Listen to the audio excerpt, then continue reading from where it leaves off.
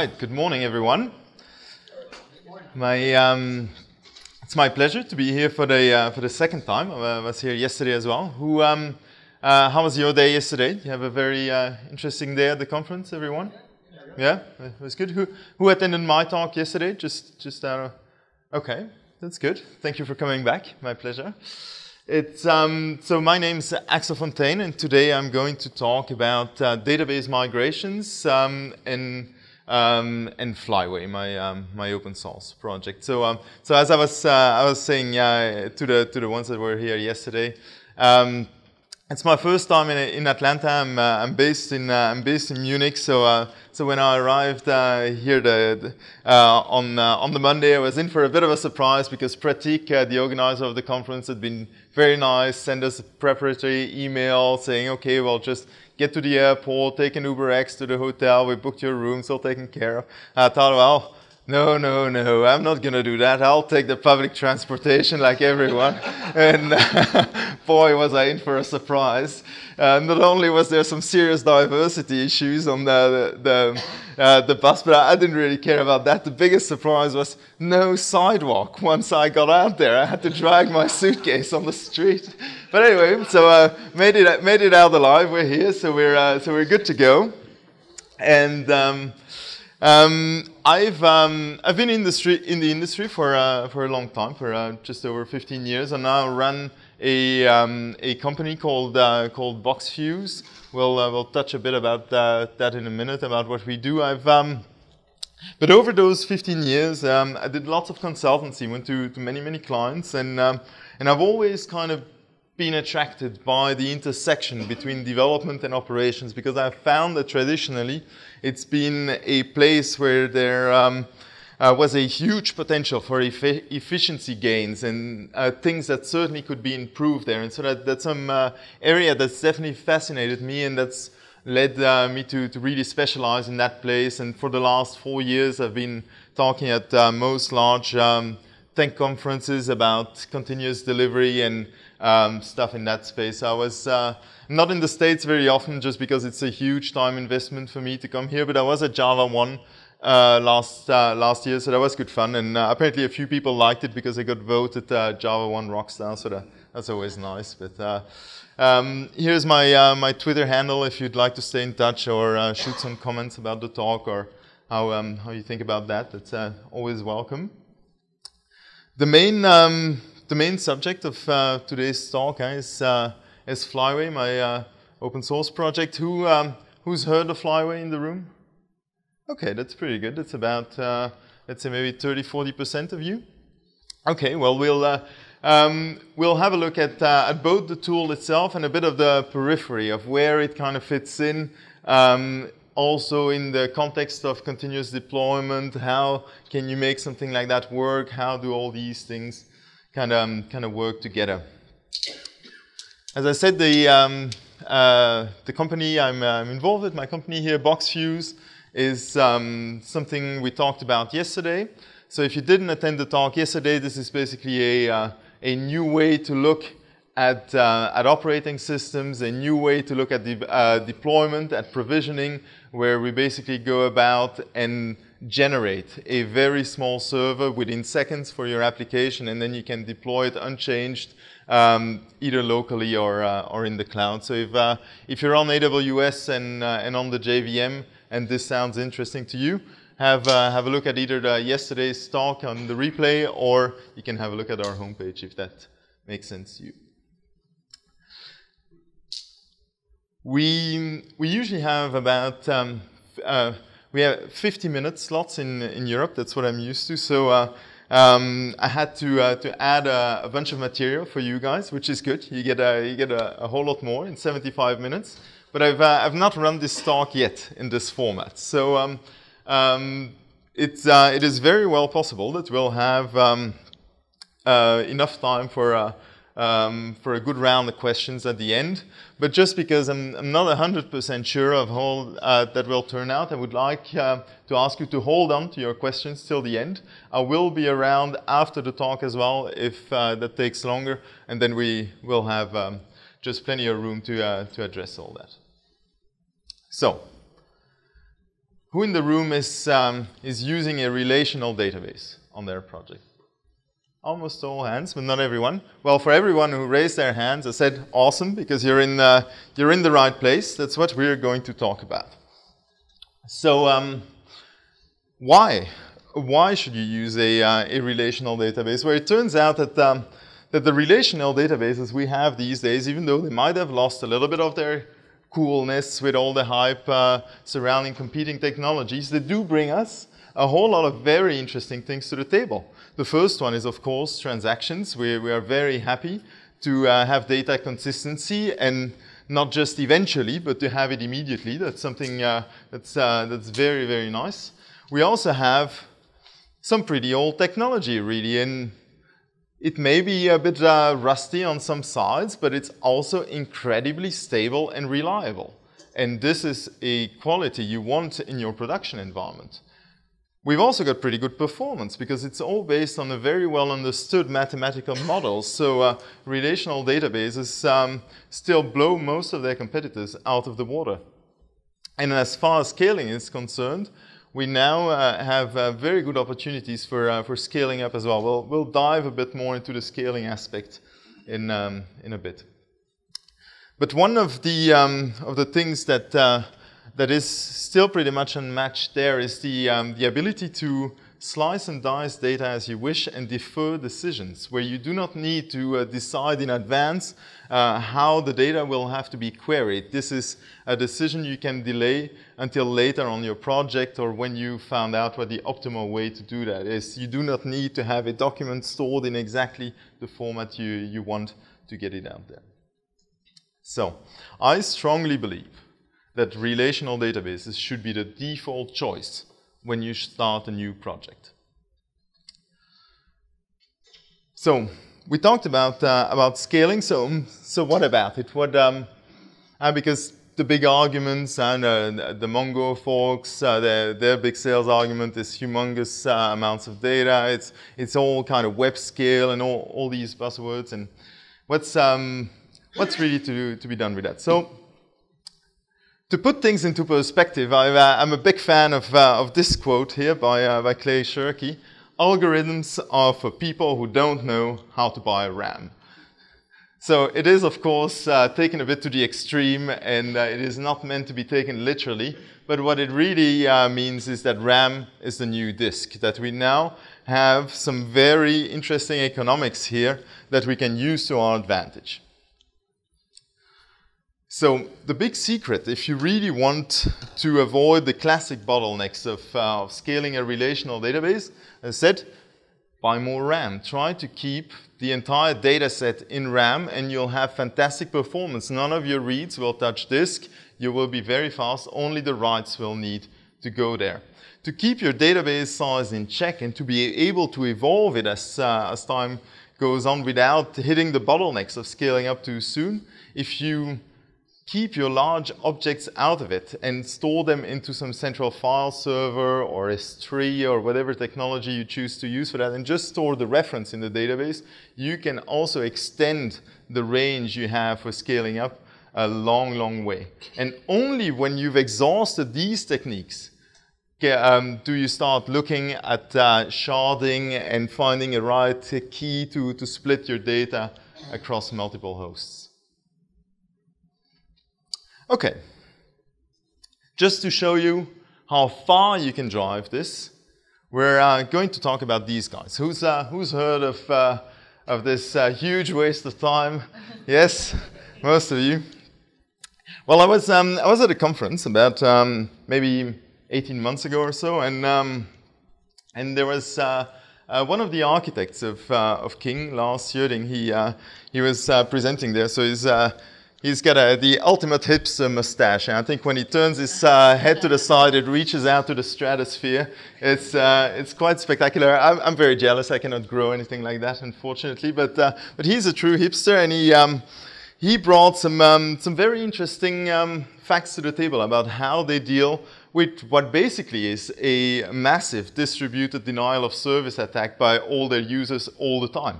They have they have 1 billion games being played every day, and so they need to store all the intermediate state, the scores, the progress of all these users. So it's just massive. They're being hammered all the time. And to do that, they actually have a pretty simple setup. They have 2 main pieces of technology in use. The first one is Memcache, where they serve most of their reads from, and then MySQL. 1 table. 1 huge table with 4 columns where they will then have the type of message, the timestamp, and then the serialized form, and then some kind of ID. And that's all they have in there. And that works for them at their incredible scale. He had a fantastic saying for it. I really love it. It's incredible. He said, "It is like a Russian technology. It is simple, but it works." And I thought that was terrific. Anyway, so that was very interesting, how far these guys go there. So what about NoSQL in all this time? Because I've been singing the praises of relational databases, but what about NoSQL? Well, it turns out that most NoSQL databases are a bit like divas. They can be absolutely fantastic, but you need to know how to use them well to benefit from them. So that's something that has to be kept in mind, and I think it's certainly something that does have its uses, but the use cases are quite extreme and much more narrow than what you would have for a relational database. So if you do fall into that category, it certainly makes sense. But as a default choice, as I said, I believe a relational database is a much more saner decision. Okay. So if you do have to pick a relational database, which one? Because we actually have a very good selection out there, and it's not always easy to choose. And I find that in the last couple of years, one database has really stood out there, and that's Postgres. They have done a tremendous job with their last couple of releases from 9.0 on. It's just been incredible. They're of course they're very stable, but they've done a very good job at being very standards compliant. So no weird edge cases like you would have in MySQL. They're very strong with all their window functions, common table expressions, and everything you've got on board there. The performance there is increasing a lot with every release still, and they're already very fast. So there's been lots of benchmarks. One of them was published last week, where you could still see every single point release kind of going up there. So they're taking that very seriously. Very interesting for our discussion today. They do support DDL transactions. This is something that you would take for granted, and yet it is still a bit of an exotic beast. So DDL transactions are the ability to wrap data definition language statements within a transaction. Create table, alter table, and so on. What you know there. And this is something that Oracle doesn't support for some reason. It's incredible in 2015 that this is still the case. So they'll discreetly sneak in a commit before and after every DDL statement. Even if you do intend to wrap them in a transaction, it'll subvert that for you. So that's incredible. And with Postgres, but they're not the only ones supporting this. DB2 supports this, SQL Server supports this. There's a bunch of databases supporting that, but it's incredibly useful because with database migrations, we are altering the structure of the database. And so if something goes wrong at statement 7 out of 10, for example, you do not need to manually clean up the mess. It's all simply rolled back. And that's a huge advantage. And last but not least, they're actually heading for a full-on competition with Mongo. They are adding very strong document store features to the database. They gradually snuck them in as a JSON type that's been evolving, and in 9.4, they've got a binary storage format for their JSON type that's very efficient. You can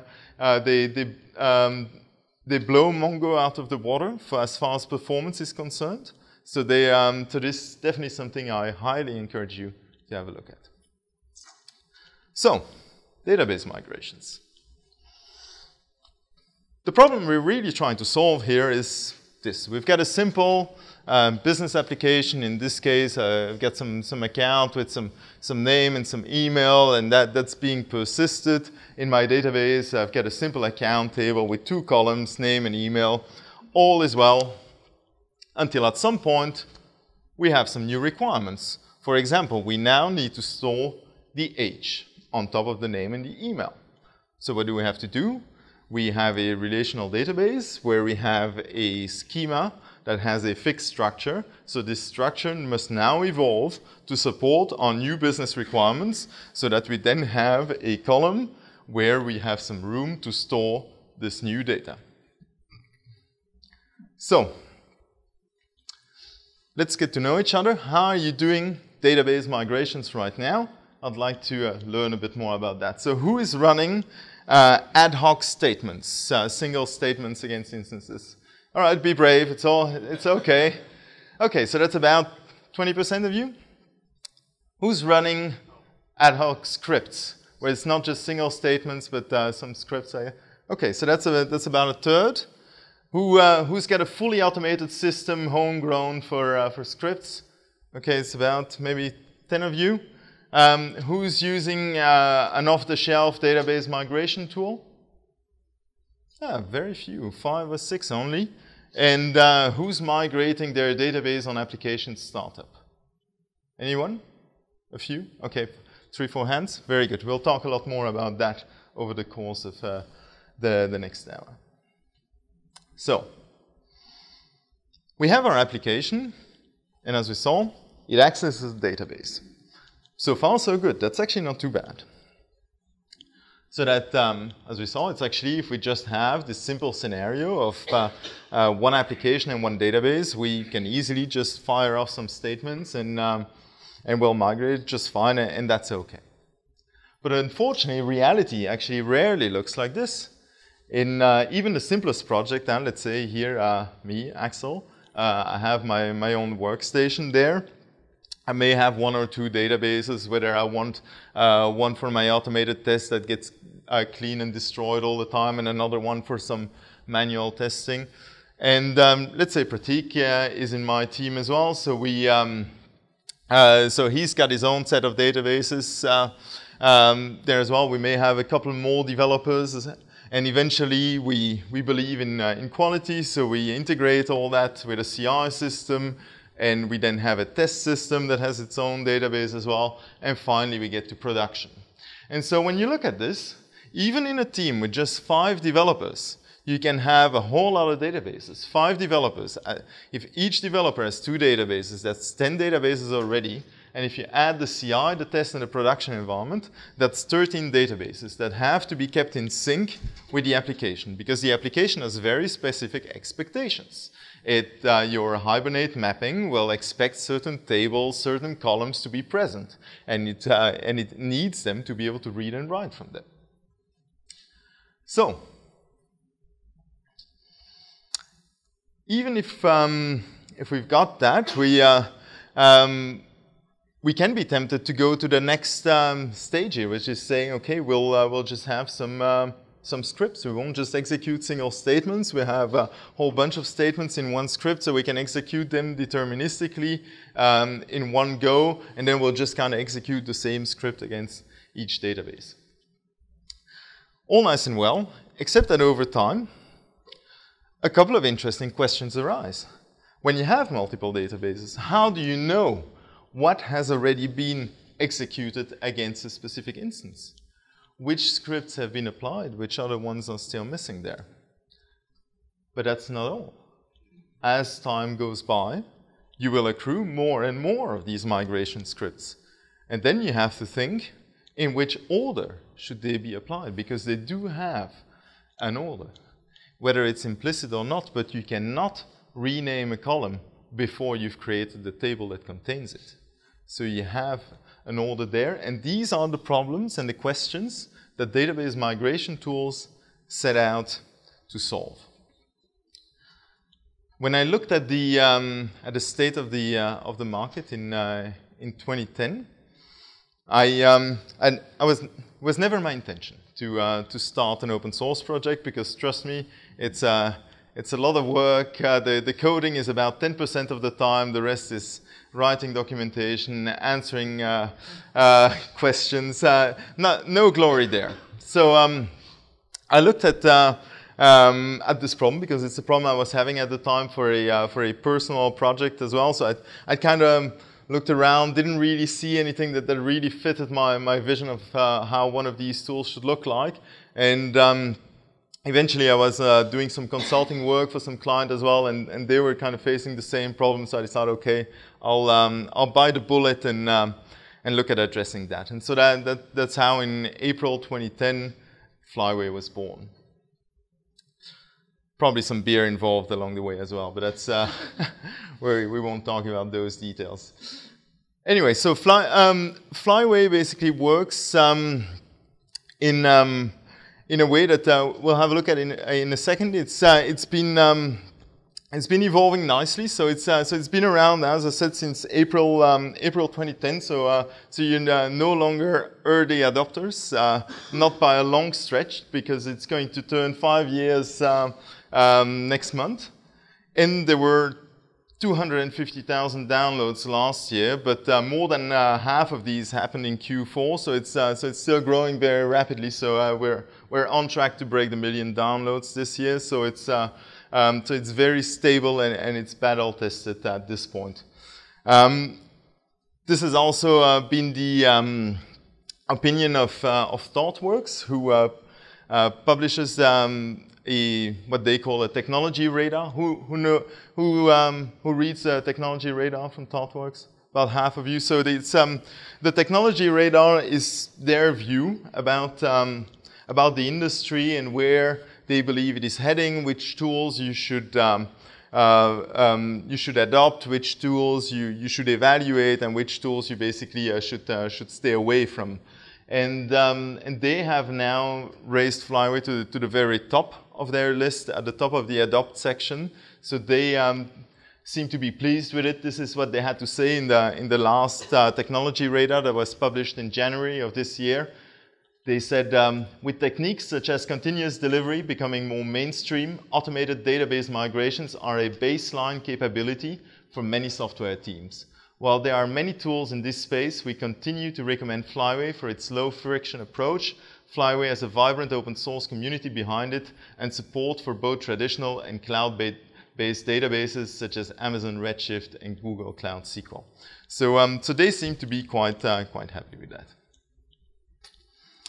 So let's have a look at how Flyway solves these questions we had there. So if we start from an empty database, if you point Flyway at an empty database, the first thing it will do is it'll create a special table. By default, this table, it's a bit cut off here, but it's called schema_version. This is configurable, of course, but what it really is it is a bookkeeping table for Flyway to keep track of which scripts have been run and which scripts still need to be applied. So in this case here, when the database is empty, the table's empty, Flyway will then go and automatically search for migrations in a number of locations that have been configured. By default, this, if you use the API, for example, includes a package called db.migrations, but you are free to configure this as you want. You can also use the file system, so that's whatever you choose to go there, and then it's based on a certain naming convention. It will pick up files and parse them and execute the statements. We'll have a look at that in a second, how the naming convention is, but basically the idea is if it'll sort them by version, execute them in order. So if it finds, in this case here, version 1, it'll then parse it, execute all the statements that were included there. The parser is very powerful, so you can use all kinds of database-specific constructs in there. That includes stored procedures, triggers, even packages for Oracle. So you can really use some very complex syntax in there. The idea is that you can use the native tool of your database to dump the database as a starting point as well if you're getting started on an existing project, and just feed it as is so that you don't have any lock-in either. You're not tied to a specific format. Just for Flyway, you can just use whatever regular script you would normally have. So getting started is quite easy. And so what does get recorded there is a couple of things. So we record the version that's been installed and a description, what script it came from, the type, if it's SQL, or we'll have a look later as well. It's possible to write migrations in Java as well. And at what time it was installed, by whom, and whether it was successful. So once we've run through that, if there is another migration, we'll just migrate it in order. So in this case here, version 2, which might drop a couple of tables, perform some additional changes, and whatever it does there. And again, we record an extra line here. So the design goals, as I said, when I got started with this, were there were 5 big design goals. The first one was that this should be a tool that enables cooperation between developers and DBAs, so that the DBAs can use their skill set to the advantage of development, and that we can finally bring these two parties together. The other thing is having some kind of return on investment for the database technology we've got in production, not being restricted to the smallest common denominator, but being able to use the full power of the database. All the fancy features we've got available should be usable. The other point is I'm a strong believer that, lock-in is not the right way to go. I think you should have tools in general that are easy to adopt and easy to leave the minute you're not satisfied with them anymore. And this is the route Flyway follows as well. By sticking to standard formats for SQL, nothing specific there. The other thing is I hate babysitting. I love to have stuff just off my mind. I do not want to come back and solve the same problem over and over again. So that's the idea here as well, that you should be able to set it up in a certain fashion so that you then never have to think about it again. You just drop some SQL files in a specific directory or package, and the rest will happen automatically. And last but not least, having some more maturity in these processes enables you to get rid of the 5 a.m. or the Saturday night fun shift of deploying stuff in production. If you're able to move towards continuous deployment and being able to do that with a zero downtime with the right set of tools, then this is something that is very valuable to everyone and makes also a very good selling argument for operations. The central idea is, of course, that you should have something that just works, where you don't have to fiddle with it for 2 days before you get your first results. You should be able to be successful very fast. And how has that been achieved? It's been achieved by keeping things simple.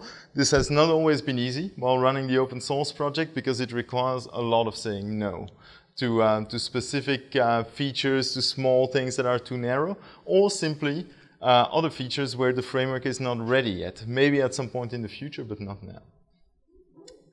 All that is also based on convention over configuration. I hate having to write a huge set of configuration just to use something. So this, if you stick to the convention, you're able to get started very quickly, but you're able to override these things through configuration as well. There are 0 required dependencies. This is valid both for the jar you can use as an API, or the command line tool. In Flyway 3.2, which we're going to ship this week, it even ships with its own private copy of the JVM. So you literally have nothing you depend on. It ships with all open source database drivers as well, so you can get started immediately. And all of that is based just around 6 basic commands. The first one is info. What info does is basically comparing the database to what we have available locally. So we've got our table available, and the schema version table. And we also have, maybe in our db.migrations package or in some folder on disk, we have some files available there, and it'll compare the two and look at what's already been applied, what's still pending, what the state of all that is, and print you a nice little summary. We'll have a look at that in a second in the demo. Next comes migrate, which is basically the main thing you actually want to do, is evolve your database over time. So migrate will trigger the search for the migration files, look at the information that info is using as well, and then kind of start applying the delta. So this means that if, for example, we find that your database is at version 5, and locally we find scripts available all the way to version 9, this will migrate it to version 6, 7, 8, and 9. And then you're good to go. Then comes clean. This is a huge help in development. Clean basically wipes your database totally clean. So it is something like you can only ever execute once in production, but I don't recommend it. But in development, it's very useful because it allows you to start fresh very quickly. It allows you to spin up new databases very, very quickly. When you've made a mistake, you just kind of get going, and there's a bit of a special flag for migrate as well to help you in development that will basically clean the database every time the validation has failed. And that brings us to the next command, validate, to make sure that a database is reproducible, that we're able to recreate it from scratch. We need to make sure that the scripts we've run have not been tampered with. And so we do store a checksum for all these scripts, and that's being validated if you call the validate command, but it's also being done automatically on migrate as well. So it'll complain, we adopt a fail fast mindset, so you'll get an error there. If the validation fails by default, you can turn that off, but you have an error there by default just to make sure you keep the whole chain reproducible. And so in development, you can combine all three by having a clean on validation error for migrate, so that if you do experiment and change some scripts, then it'll just kind of automatically wipe the whole database, set it up fresh again to the last level. So that's very useful there. Baseline is something for existing projects where you do not have the luxury of my little example here where you greenfield all that. No, where you're actually having to deal with some existing database that may or may not have been using some other tool in the past. The baseline allows you to basically create the metadata table and mark it. Just tag it as being, for example, version 7. And so how you do, why is that useful? Your current production system is at version 7, so to speak, so you can just create that table, tag it as version 7. On top of that, you dump the structure of your production table and put it in your version control as a migration called version 7 with a description there, so that when you run this against an empty database, you'll recreate the exact same structure as production. But if you run it in production, you'll just say, oh no, it's already at version 7, I'm up to date, I don't need to do anything. And if version 8 comes along, all databases will then be migrated in the same way. And finally, repair is something for those of you who are stuck with a database that does not support DDL transactions, where we unfortunately cannot help you. So we, by default, wrap every migration in a transaction. But if the database is sabotaging that, we cannot help you if there's a script with 10 statements and number 6 failed. There is some manual cleaning up that's required. Where we can help you, though, is with fixing the metadata table, and this is what repair is for. It'll just kind of make sure the metadata table is not stuck in a failed state, but it's all clean again. So let's have a look at some of that in practice.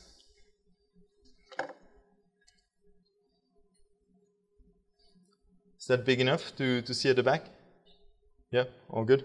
Okay, so I've got a small sample project here, and for this first demo, we're going to have a look at the command line tool for Flyway. So just going to switch to IntelliJ here. and open up the configuration for that the tool. Here it is. So let's scroll to the left. So all I needed really to configure here was the URL and the user. It's h2, so by default the password is blank. Otherwise, you would also have to configure a password. And in this case here, because I wanted to reuse my my migrations between the different demos, I'm referring to them within the source folder at source main resources db migration. Now you may notice there's no driver specified here. We never saw why that would be necessary. You are able to specify one, but we just kind of know that if you have jdbc.h2 or jdbc.oracle or whatever you choose to use there, which driver class you need to use, so no need to configure that. That just works out of the box. If we look at our migrations here, I've got two simple files. The file name is a bit small to see, unfortunately. No, I can't copy paste it easily. Doesn't matter. No, let's try. Haha. There you go. I'll put it in a comment. There we go. That's the file name. So this is the naming convention for the file name. So we do have 4 or 5 interesting parts. So we first have a prefix. By default, this is a capital V. It's all configurable, but by default, it's a capital V. Then comes a version. You can use a dotted notation with numbers. So it could be just 1 in this case, or it could be 1.2.3, or some people choose to use a timestamp or whatever you'd like to use there. So that's all free to do that. And then comes a separator, which by default is 2 underscores. And then comes a description where underscores are automatically substituted for spaces. And finally, you have an extension which by default is .sql. So it will look for files matching this pattern, but it is fully configurable. So in this case here, I've got a simple first migration version 1 that will create a person table, and it is based on the file name. It's called v1 __ initial _ structure.sql. So this is our description for this. It's initial structure. And then I have a second migration here called v version 1.1, which will populate some values in that table. So the first thing we can do is just do a Flyway info. And what we see here is, so we've connected to our database. We've scanned that location, so in our case here, the file system there, and we've queried the database, and we've seen that we have 2 migrations available, version 1 and version 1.1. We've automatically passed the file names, extracted the version, the description, and we see that they are pending. They have not been installed yet. So if we actually want to migrate the database, all we need to do is Flyway migrate, and then what will happen is, as I said, we're validating them. So we are saying, okay, well, we're fine. There's no different version of these in the database, so we don't need that. Then we found out that we don't have a metadata table yet, so we created one. We found that the current version of the schema was empty, and then we migrated it to version 1, initial structure, and version 1.1, populate table, and then we've just confirmed that we've successfully applied the 2 migrations. So if we look at our database here, I'm just gonna quickly refresh the state. Gonna generate a diagram in a second. So this is the public schema, and if we look at this, you can make it bigger.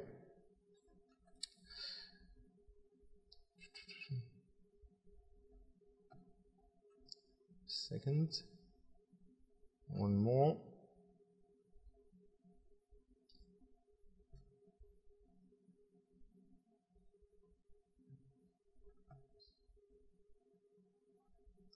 There we go. So we see that we've created the table person. We've also got a second table, schema version in there with the structure we discussed before. So we can have a look at the contents of these tables.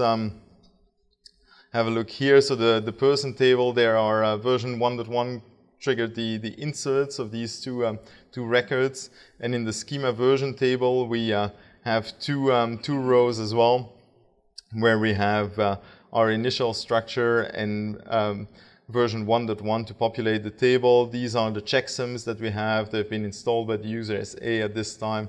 This is still the European time, so don't mind that. And it took 7 and 2 milliseconds to do that. And so, as I said, in development, it's hugely useful to be able to go from scratch, to start from scratch again. So if we have our structure like this, where everything's been applied successfully, we can also simply just start over by doing a Flyway clean. Bang, we've wiped the schema clean. And if we look at info, everything's pending again. So we can then just go back to migrate, bang, we're up to date again. And it's as easy as that to recreate a database from scratch. So this is a very, very useful thing to have. Okay, let's continue. As I said, Flyway has been around for a long time, so we do support the vast majority of the relational databases out there. At least of the major players. There are some exceptions, some databases we don't support yet, but for most of you, your database of choice should be in this list. And we run on a wide variety of platforms. So the command line tool I showed you there runs on Windows, Mac, and Linux, no problem. But we also have the API that'll run on both on Java and on Android. And we've got integrations with all the major build tools for the JVM. These are all the first-party integrations we ship with every release ourselves. So that's Maven and Gradle and SBT. But there are many third-party integrations as well. So whether it's for web frameworks like Grails and Play, or some more modern frameworks for REST services on the JVM like JobWizard and Spring Boot. All of that is kind of well integrated there. Spring Boot even ships with a lot of samples on how to leverage Flyway. They've got very good integration there, so that's something I highly recommend you to have a look at. The architecture of Flyway is actually a relatively simple one. Everything is centered around the API. And the API is basically 99% of it is a big facade. It's just one class, which is called Flyway. And what happens there is that behind the scenes, that'll call a whole bunch of other things. So there's no need for you to manually wire together a bunch of stuff. You just have one entry point, and that's all you need to worry about. Behind the scenes, we have, first of all, the migration resolver, which is our little scanning component that'll scan the file system, that'll scan the class part, and automatically find out where migrations are and sort them by version and so on. The next one is the executor. That's all our SQL parsing and execution engine that's able to deal with PLSQL and TSQL and all the other complexities that we've got there. We go to great lengths, even for Postgres, for example. There's some copy statements that cannot be executed through regular JDBC. We will, behind the scenes, intercept those and then run them through some proprietary API of the driver. That's all kind of done transparently for you, so you don't have to worry about it. Then we've got the whole management of the metadata table and making sure that that's always in a sane situation. And then finally, our database-specific support. Just because there are some differences to bridge, they can be relatively big between certain databases, so we've got an abstraction layer to support that. And on top of that, you can then plug everything else. And so this could be either your own application, where you drive the API directly by just using the main class and kind of dealing with that, or simply our own plugins. So it's on equal footing. Your application is on equal footing with our own plugins. All the same API, whether you're using Maven and or even the command line tool, Gradle, SBT, they're all kind of driving the same API, and you have access to the exact same thing. by being in there. And what does the API look like? That's it for the JVM if you want to get started. So as I said, your main worry for 99% of the use cases is simply the Flyway class. You just new it up. You set the data source. It could be either a data source object or a combination of a URL, a user, and a password.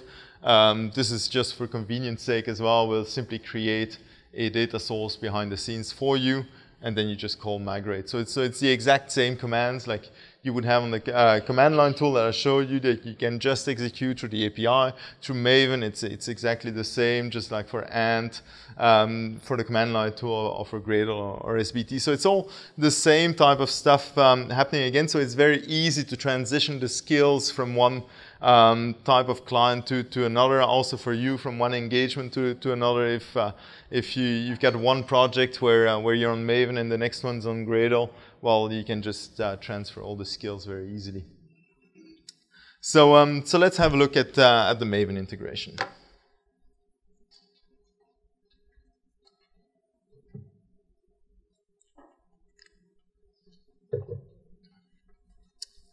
When I open my Form XML here,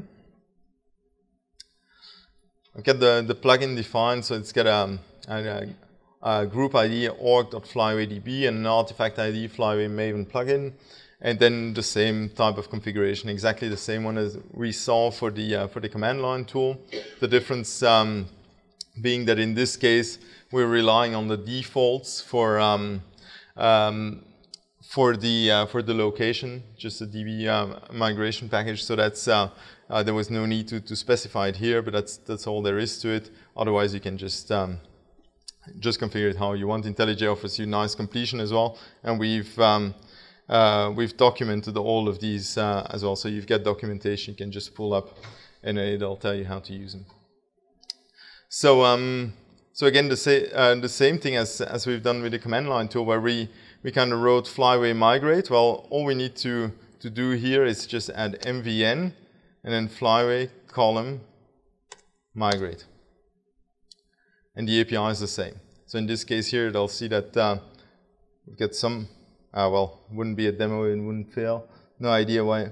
Let's have a look here, but that's okay. I think because I added the checksum, I think. Maybe I add the comment. Let's clean it.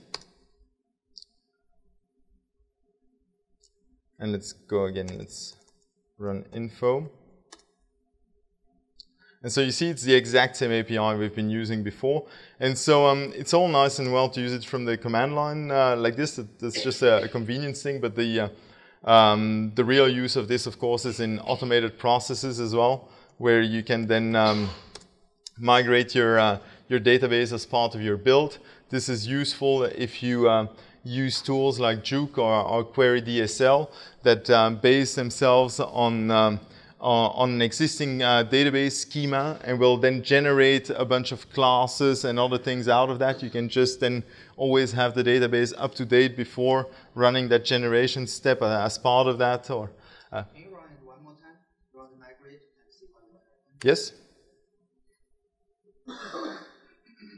There we go. So what it says now, the second time, is it found 2 migrations, validated them, and saw that basically we are already at 1.1, nothing needs to be done. And so the idea that all the operations are idempotent, so you can run them as often as you want, and there is no consequence there. So that's really the thing that you shouldn't worry about. For example, migrating every time. It's not going to fail when it says it's already up to date. So yes, so part of an automated process is something to look at. Here we'll some people may have that as part of a Jenkins job, for example, where you would click to migrate the database. But personally, I'm a strong believer in migrating the database at a different point in time. For me, the big question that needs to be answered when you're thinking about when would be the ideal time to migrate the database is really the lifecycle question. We touched upon that in my talk yesterday as well, but for me, there is a very strong correlation between the lifecycle of the database and the lifecycle of the code, where the code has certain expectations, as we already discussed, of certain tables and columns being present, so it can read and write from them, and in a future release there might be a different set of tables and columns required, and so so the lifecycle of the application is really very tightly coupled to the lifecycle of the code. So the question to think about is why would we then want to risk not having them fit together when they really belong together in the first place? And so if they belong together, I'm a very strong proponent of this. Database migrations should be performed on application startup. You just migrate them every time. And so we've just seen it here with the last little bit of the demo. If it's already up to date, nothing will happen. And if something needs to be done, it'll adjust the database to the structure that the rest of your application expects. If the migration resolver finds migration files up to version 7, your database is at version 5, it'll just migrate to version 6, version 7, and then the rest of your application can start. It means that only then will you fire up Hibernate and start all the mapping and the wiring, so that it's always finding the database in a state it can use. Yes? So far, all you demoed us is always migrate to the most current version, but there are situations where you don't want. For example, on UAT or on production, the version is maybe 2 or 3 lower. And when the application start up, as in your example, it added almost 2 seconds. So the question is, I've always migrated so far in the demo to the latest version of the database. That may not be something that you want. Sometimes you may want to migrate to a version lower than that. So this is something you can do by specifying a target. So in this case here, you can do it if I just want 1.0, for example. We specify the target of 1, and it will not migrate beyond that. So if we look at info now, we see that one migration has been applied and the other one's still pending. So you can kind of block it at that and then just kind of move beyond that. So basically, you specify, this is what I saw. You have 2 versions. You migrated to both versions, and then you specify and then change the target to 1. It will roll back the version 2. So the question is, if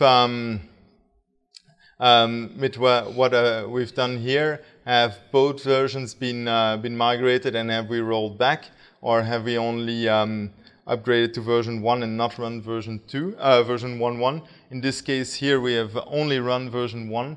There is the rollback argument is actually a bit of a red herring, because from a database perspective, there's no such thing as a rollback in this case. If we were to migrate to 1.1 and then kind of come back, you can issue a compensating transaction where you undo the things that have been done, but even there, this technique breaks down as soon as you have destructive changes. And destructive changes could not just be dropping something, but also simply altering some data, where you issue an update statement for some reference data, and then you have all the issues of trying to recreate the old state. So we took the decision to not support updates, but to not support rollbacks, but give you the option to recreate the database very quickly. In combination with the transactional support for all the migrations. So if something fails within a migration and your database supports CDL transactions, it'll cleanly roll it back. And if those things don't work, well, for you, we are going to look at other techniques as well. Later in this talk, we are going to look at backwards compatible database migrations. And as a last resort, you can then always use the snapshot technology of your storage layer to roll back or perform a manual restore of your database. But these are things that are largely avoided by having a very high level of confidence in your database migration scripts. When you remember the picture we had at the start, where we had the different developer workstations and then the CI system and test and production, it's the exact same scripts running through the exact same pipeline all the way through. So by the time they reach production, they've already run successfully on maybe 10, 12 different machines. So the likelihood of a failure that late in the pipeline is very, very low. But it can still happen. So you still need to plan for that. But the likelihood has been drastically reduced by having a very systematic and structured process to address that.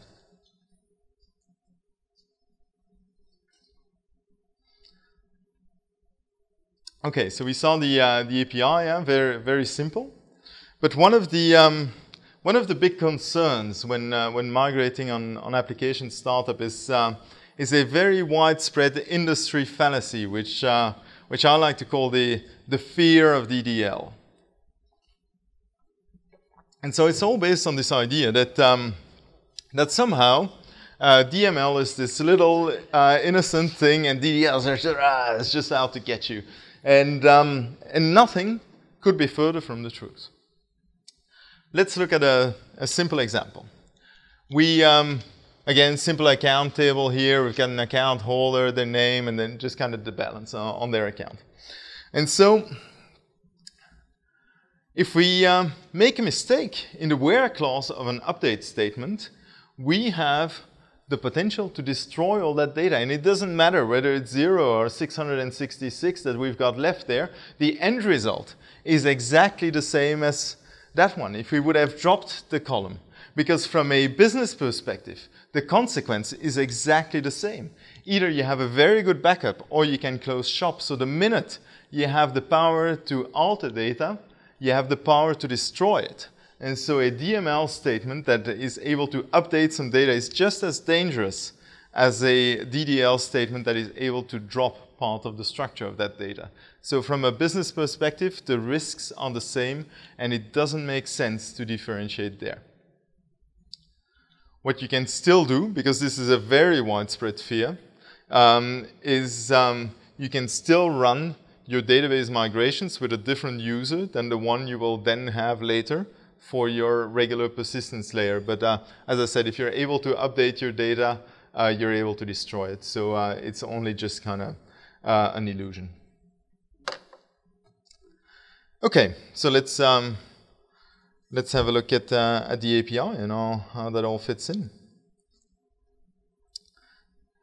So we had our Maven plugin there. Now let's look here. I've got a simple class that I'll instantiate Flyway here. So on a regular project, you want to do this early, as I said, before your persistence layer comes up. So this is something that will be part of a servlet listener or a bean in the Spring world that will have that will be depended upon by your persistence layer, so that you can then ensure this is executed before the persistence layer fires up.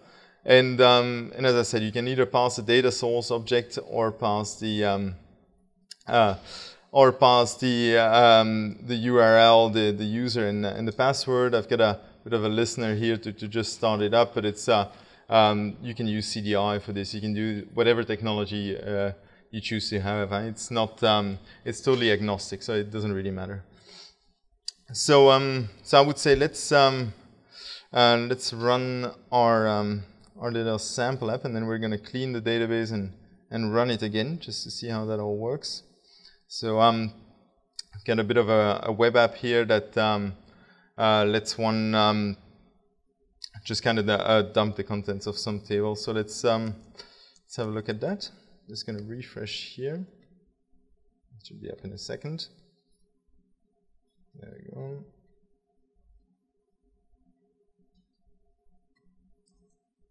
On the wrong port. No, still deploying somehow. Oh, error during artifact deployment. Beautiful, isn't it? Live demos. and no server. All right. Yeah, it's the driver failed to for some reason. Let's just try it. Otherwise, it's not that interesting anyway to keep searching. So failed to register it. Let's have a look.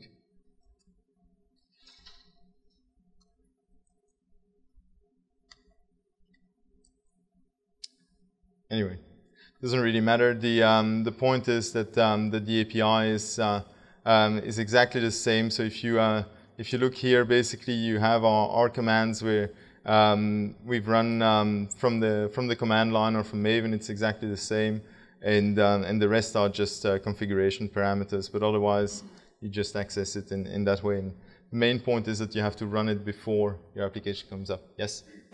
So, is there a way for me to write verification sequence to make sure that my migration happens successfully and fail if those tests fail?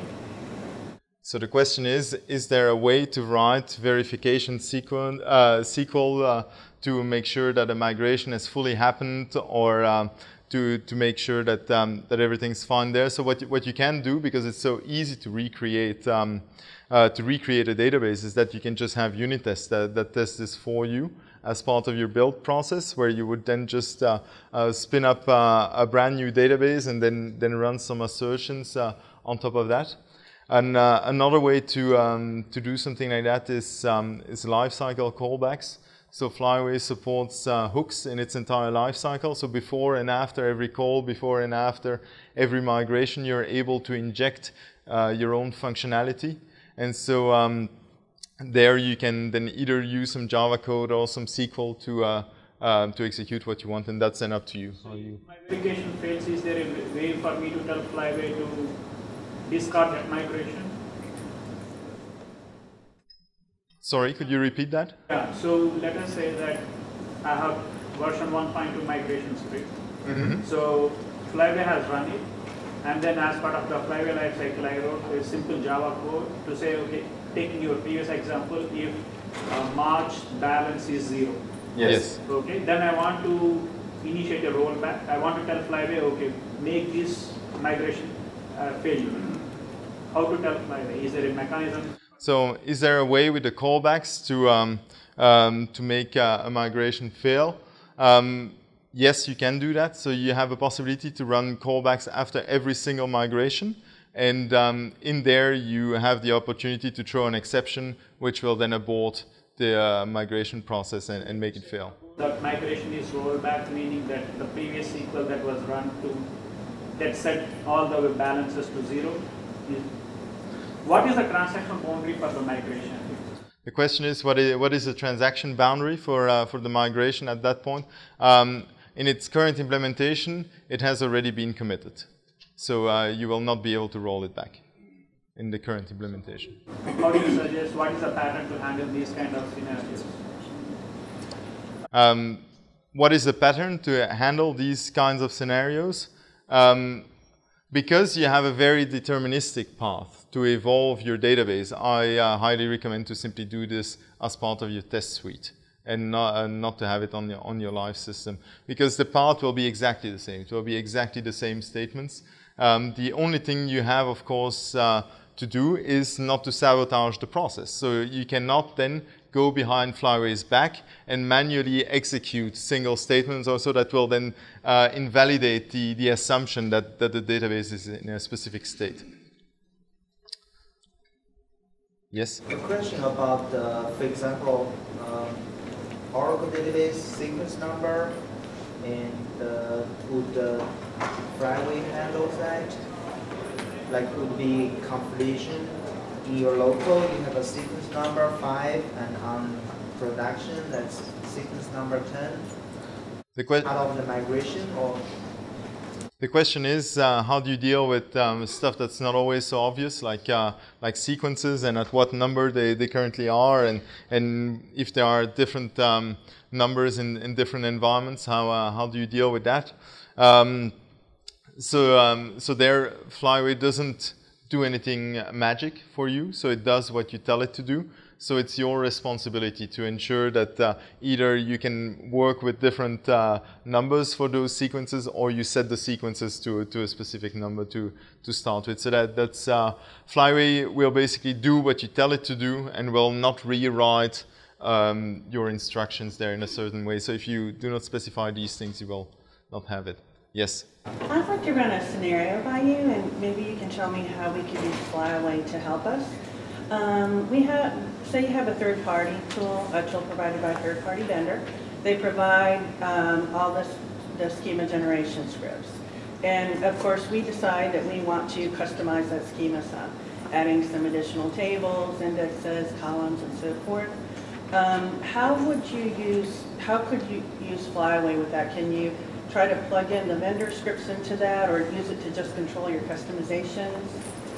The question is, if you have a base structure of your database supplied by a third party, by a vendor, and you extend it in some way, what is the correct pattern for dealing with that? The databases have got a wonderful namespacing concept called schemas, and I highly recommend you to separate across schema boundaries so that you then have a specific schema for your extensions, so that you do not mix and match the two, so that the vendor schema can be evolved in a deterministic way, and you can then evolve yours on the side. I can see that in terms of perhaps functionality, but often we'll add indexes to try to help improve performance from the vendor's perspective. So in that case, would we just do it the traditional way, or would you recommend maybe putting them in scripts that we store in the Flyway set? So the question is, what if you just want to add some indexes in that case, or how to deal with that? You have to be aware that if you're going to be adding those indexes, future updates from your vendor may fail if they try to add an identical index, so that's a risk you're taking there. And then I would say, otherwise the advice is the same, try not to sabotage the process, or as little as possible, otherwise you run into these potential conflicts. All right, let's move on. One important topic I still want to touch upon as well is in memory databases. This is something that has been very popular in the industry. Hypersonic and H2 and Derby, and there's a bunch of them, and so it's been used in development just to kind of for performance reasons to run your test suites faster. But you should really think long and hard about this question here. Do you really want to have your tests run against a different query engine than what you'll have in production? I've seen so many cases over the years of H2, for example, being more lenient than Oracle, and the driver accepting multiple statements within one JDBC statement that execute, and then it blowing up at runtime. And so this is something where with modern machines and our multi-core systems, where we have an abundance of resources, I would encourage you to reconsider this decision and try as a general rule to have all your environments as similar as possible. And this includes, of course, also your database here, where you will just discover problems sooner and it will make things easier. So this is just something I wanted to mention. And here also, continuous deployment is something that lies very close to my heart, and it's not always easy. When you look at most of the presentations, they'll show you a nice little pipeline in Jenkins, and that's all the easy stuff. But what about the harder problems? And one of them is evolving the database. So let's have a look at how to solve that, just to see where we all stand. Please all raise your hands. I'd just like to, and keep them up as long as this applies to you. Who's got an automated build on their project? Everyone? Who's got unit tests? You guys don't have unit tests? Yeah, you do? Okay. Who's got a CI server up and running? Everybody? No, a couple of hands down, 80% maybe. Acceptance tests? Going down. Who's doing continuous deployment? It's getting thin. We've got 20% of you maybe. Who also deploys the database and okay, there's about 2 or 3 of you left. And who does infrastructure? Just 1, 2? Okay. So, so the way to address this in a continuous deployment scenario is basically if you've got your application accessing a database, at some point you're ready to roll out a new version. So do this in a blue-green deployment fashion where you leave the existing infrastructure up and running and you fire up the new version next to the existing infrastructure. As I said, I recommend to migrate the application the database on application startup. This means that when the new version starts, it will connect to the database and it will then eventually migrate it, which means that you have to be a bit careful here because both of these instances still need to be able to access the database. In case something goes wrong with this update, you should be able to just throw it out and keep on serving traffic with the old version.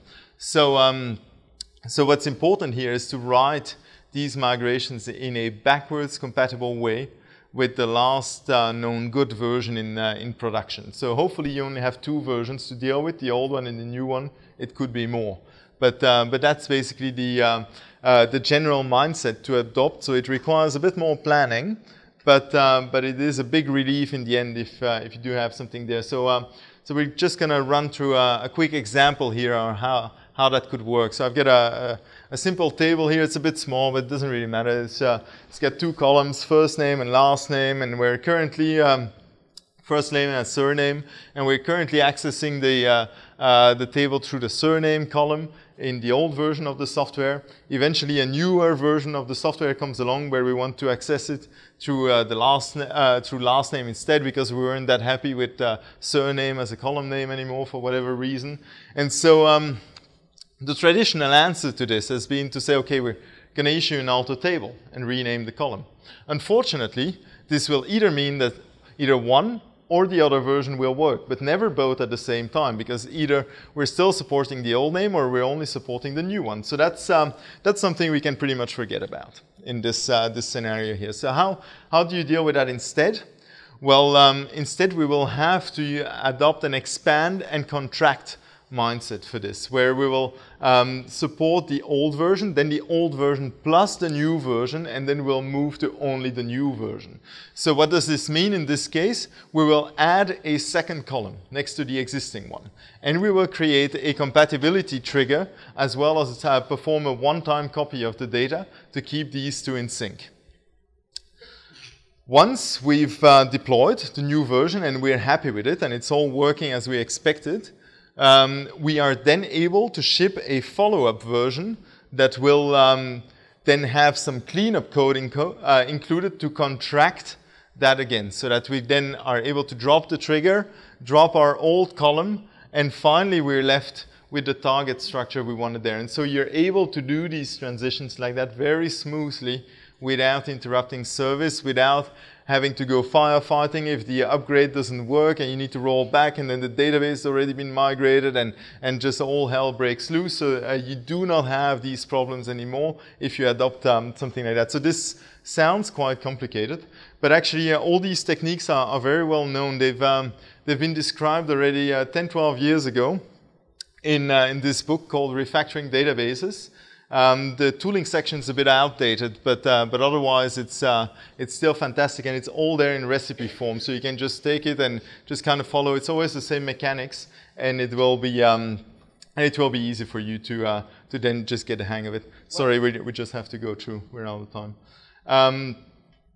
To get started with all this, you can go to the Flyway website, flywaydb.org, and at the Get Started URL. You will then have a bunch of first steps tutorials that will really, within 5 minutes, get you to success for that little scenario. So they're written in a very detailed way. You can just follow along and pick whatever client works for you and just deal with that. So if we're going to summarize, we saw that we can get some pretty complex problems if we have all these instances that have to be kept in sync with all these different databases. So do use a database migration tool. I do not want to influence your decision about which one to pick. No, just kidding. Pick the simplest one that does the job. The Flyway homepage has actually got a comparison matrix of the different tools available in that space for the JVM at least. So pick the simplest tool that fits the job for you. I strongly encourage you to actually run this on application startup to avoid any potential mismatch between the database and the code. And if you're into continuous deployment, do have a look at the backwards compatible migrations to solve the smooth transition problem with zero downtime. So this, once again, is the Flyway homepage. If you are interested in deploying applications on AWS for the JVM, I encourage you to have a look at our product, BoxFuse, and otherwise you can always look at the recording of yesterday's talk. If you want a bit more detail on that space, here's my Twitter handle. My name is Axel Fontaine. Thank you very much for your time.